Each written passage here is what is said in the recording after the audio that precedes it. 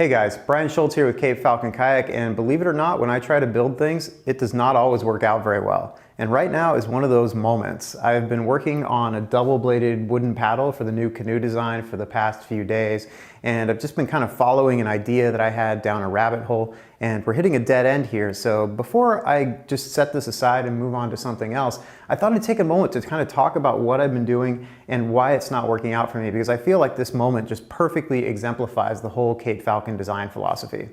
All right, so if you watched the last video, you know that I was looking at some different commercial kayak paddles to see what I was going to use to paddle my new double paddle canoe design, and I was checking those out. I also had some single bladed paddles I was looking at as well, just regular canoe paddles that I was enjoying paddling with. And I was thinking in the middle of the week, as I was looking at these things, that the surface area of both of these blades is equivalent enough that maybe I could design a break apart kayak paddle where you could insert a little handle into one end of it to where it could be a single bladed paddle, or you could put it together and make it a double bladed paddle.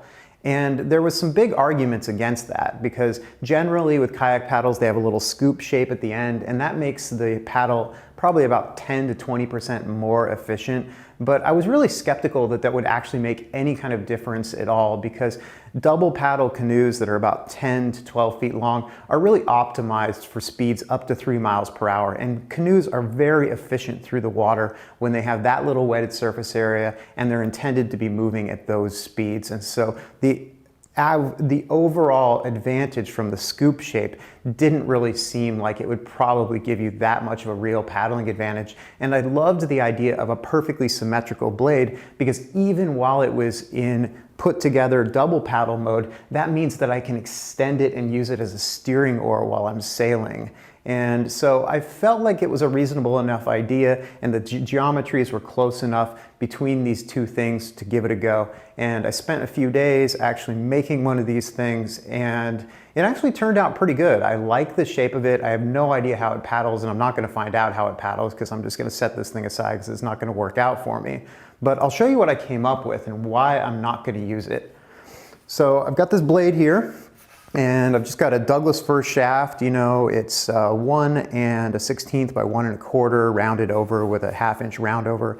Really, really nice feel on the hand. I actually really like this. I also like the strength of this. It's got a little bit of flex to it, but not too much. You know, it seems nice and strong. I went ahead and laminated the blades with red cedar. I loved building this thing because as a woodworker, I have so many pieces of wood that accumulate. They're too short to use for most things, but too long to throw away. And so canoe paddles or double kayak paddles of this shape are a really great way to get rid of a lot of that wood. And on the outside, I laminated more Douglas fir just to make it a little more durable on the outside edge here. And so overall, I think it turned out really good. The blade looks fine, it feels fine. I feel like it might work.